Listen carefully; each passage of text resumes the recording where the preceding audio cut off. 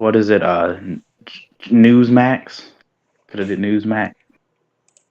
No, I had a couple ideas of what to switch it over, but I just kind of gave up because I finished at like 6 o'clock and I wanted to go eat. How long did how? Why did it take you so long?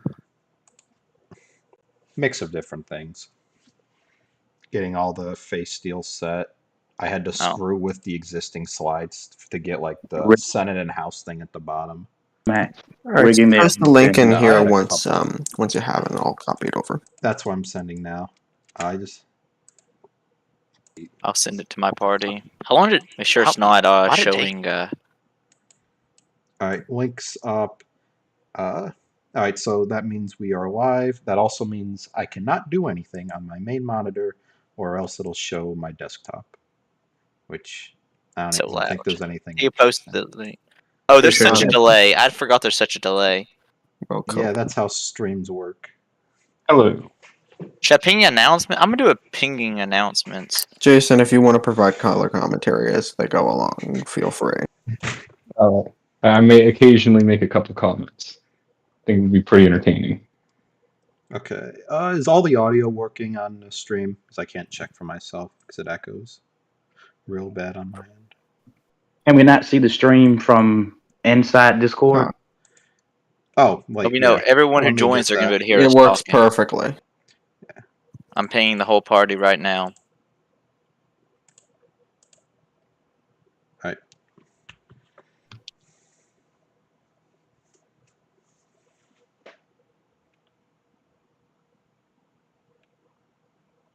Is it spazzing out on the stream, or is that just a preview? I see it's spazzing. What? I don't know if it's on YouTube. It's on Discord. It's spazzing. Oh, here. I can just do a screen share instead of a program share. Okay, we're good.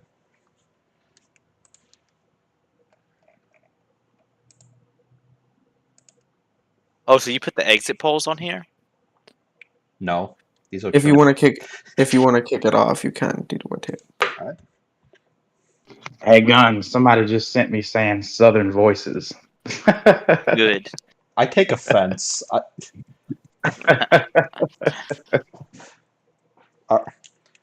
right. Thank you. Howdy. All right. Thank you, everyone, for tuning in here at DDYT with our February results show. Joined here by, you can just go in order and introduce. Guns. Oh, I am Republican Chairman Guns. Icy. Icy. It's Icy.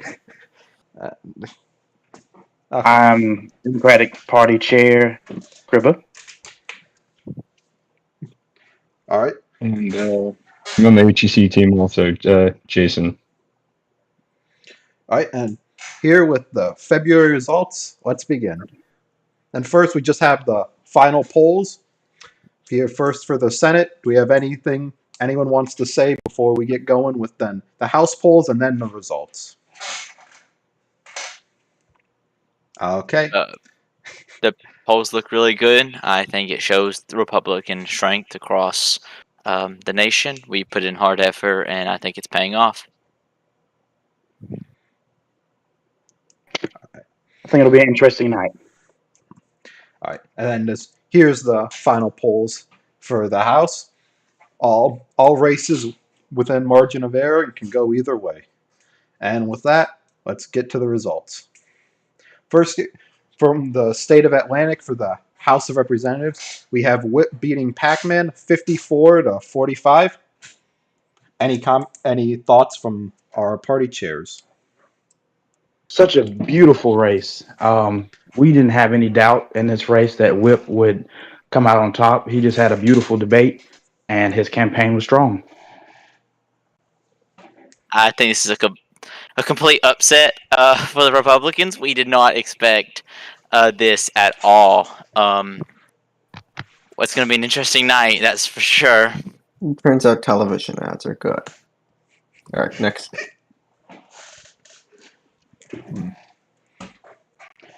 Yep. And then let's continue on. Next we have the results from the Senate. Will we see an up ballot effect, or will guns be able to break the tide? And we actually had a really close result where Guns was able to beat Eddie 51 to 48, giving the Republicans the first Senate seat and splitting the races so far. Any thoughts before we move on to Chesapeake? Well, what a great showing, I guess, for my campaign. Eddie ran a phenomenal campaign, and I congratulate him on a great battle. Elections were a little bit closer than I thought they would be, but nonetheless, still looks good and kind of where I thought it might end up. It was an interesting split, seeing the Senate go one way and the House seat go another. Really, no difference in the Senate seat, being that they essentially was the same candidate, so not a total loss here. All right, and now we have results coming in from Greater Appalachia, first with the House, where it was Goo going against Maurice, and we have the results. With 58% of the vote, Maurice was able to beat Goog, who only achieved 41% of the vote. Tough show. A really good showing for the GOP as we move into some more of these House seats. This was kind of where we were hoping it would land. Great showing from Maurice. He put up a dang good campaign, and I absolutely am proud of his hard work and effort, especially given he's more of a newcomer. And so this was a really good showing to beat down a Democrat who has been here for so long. Interesting race from someone parachuting from another area. Very, very interesting, is all I will say. Okay. And next we have the Senate seat where Flam went up against Nate in a really close race. We have the results. Flam, in another close Senate race, have to see if this is a constant throughout the night. Flam was able to win 51% to 48%, giving the Republicans the first two Senate seats out of the night. Another great showing. I figured this race would be rather close. Polling had it rather close all the way through. It's great to see Flame ran a phenomenal campaign, and he just did a dang good job, and I'm proud to see that we're able to pull this one out. Greater Appalachia is Republican country. Yeah, congratulations to Flam. He did a good debate and ran a good campaign. That's all I have to say. And we're going to be moving to Superior next for results, as while Dixie results are still being counted, both of the races are really close, and we'll have to see how they change during the night. Of course, of course. Yeah. Well, you got to get those mail-in ballots, of course, but we'll have to see which way they turn this time. Then, from the House race in Superior, we have Roberto with a commanding 58% compared to 41% from Ben. Roberto has continuously proven himself to be a Republican rising star, and and he's just ran a phenomenal campaign. I completely expected this victory for Roberto. Yeah. Yes, he had some hiccups in the beginning of his campaign, but he's actually hit his stride and he's done pretty well. I congratulate him.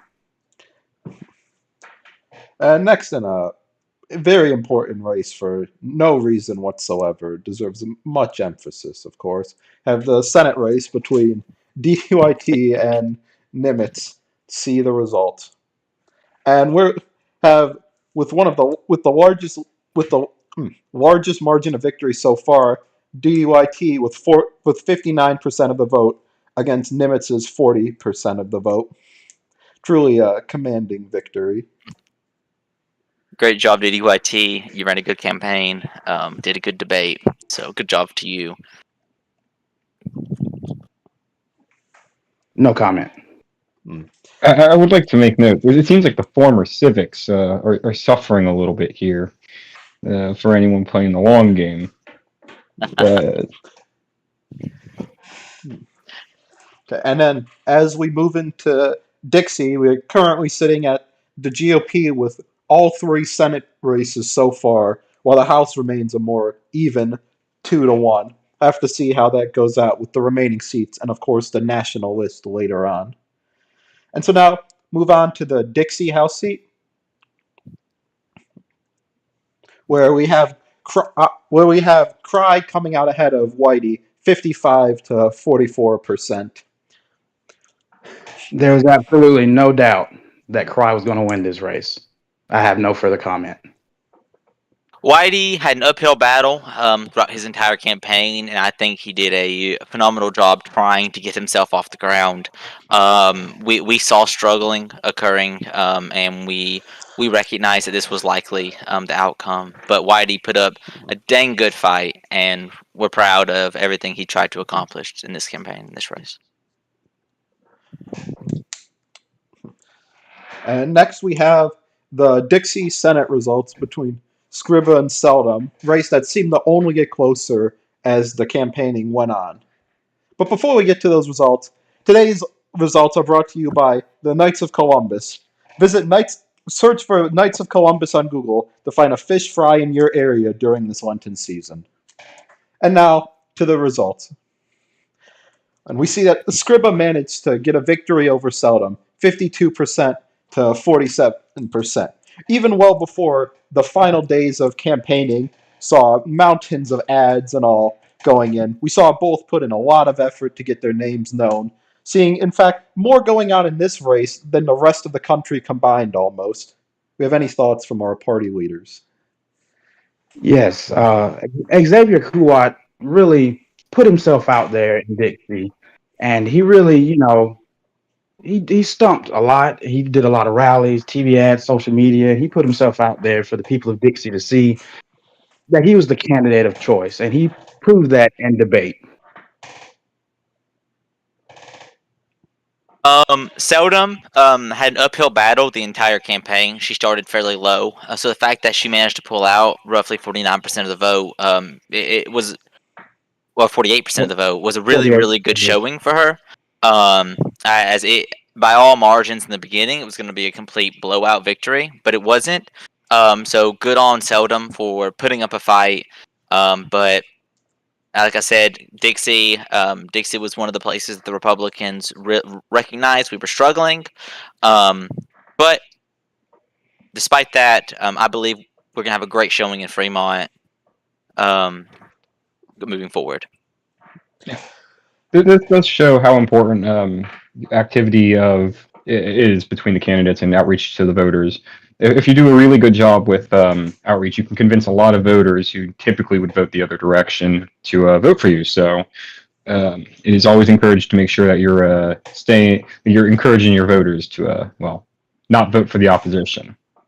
And it's important to note the leans for the different states. GA was leaning Democratic originally. Now it's leaning Republican. Dixie was leaning Republican. Now it's leaning Democratic. So it's important to note these things. Yeah, really showing a flip through these elections just through the work of the candidates and the effort they put in, overcoming what should have been an advantage and turning some of these races the complete opposite. Especially Atlantic being a neutral state, having a Republican senator and a Democratic House representative. Okay, and with the results from Dixie, we move out west to Fremont, where first we have the Fremont House race between Alpal and Ibney. Then we have, with 55% of the vote, Ibney has come on top over Alpal, who only managed 44% of the vote. What a resounding victory for Ibney. I had no doubt that his campaign was going to be able to secure this election win. We needed this win, and he gave us an absolutely necessary house pickup. So good on Ibney, and great campaign from Alpal, but Republicans proved once again that Fremont is a state that we have ground in, and our grassroots campaign there is just phenomenal. The train didn't leave the station this time, is all I can say. Then move on to our final. Okay. And we move on to our final race between two direct candidates for the night, the Fremont Senate race between Brill and Zarkos. And we see that Brill, with 54% of the vote, managed to pull out ahead of Zarkos, who only managed 45% of the vote in the state. This will leave the Senate at a 3-1 Republican plurality, with 5 seats still unoccupied until the next elections. Do you have any thoughts from the party leaders as we finish out the Senate 4-1. races? Oh, yeah. It'll be interesting how the national list fills out. Yeah, great showing for Brill. Like I said, our grassroots campaign is good, and we did a great job getting out the voter base in California. California and Fremont have shown, as Greater Appalachia, that is Republican country. Superior, Fremont, Greater Appalachia, 3 states that we plan to continue to ensure Republican strength continues to grow. Okay. And speaking of the national list, we have those results. And while the individual district and state races haven't been the best showing for the Democrats, they've held a pretty good advantage in the polling for the national list. So we'll soon be seeing if they can manage to pull out a win and change some of the tide as we finish out these elections. Then we have the Democrats managing a marginal victory over the Republicans with the national list, but this didn't equate to much of a seat victory due to the very close margin. They only managed 5 seats each, leaving the Republicans with a slim majority in the Senate, in the House and Senate, as we conclude out these elections. While I actually expected the Democrats to do a little bit better than that. I am great. I'm so happy to see that we have secured the Senate until the next election, which will be in a few months, and we have secured the House. The American voters have made clear that they want the Republican Party to govern them, that they want the Republican Party to continue to lead. This was not necessarily the largest red wave that we were hoping for, but by all accounts, winning 4 out of 5 Senate races and a majority of the House, and 3 out of the 5 actual House seats themselves. That's a really good showing for the Republican Party, and I'm beyond proud of everything that the party put its effort into, and I'm beyond proud of all of our candidates.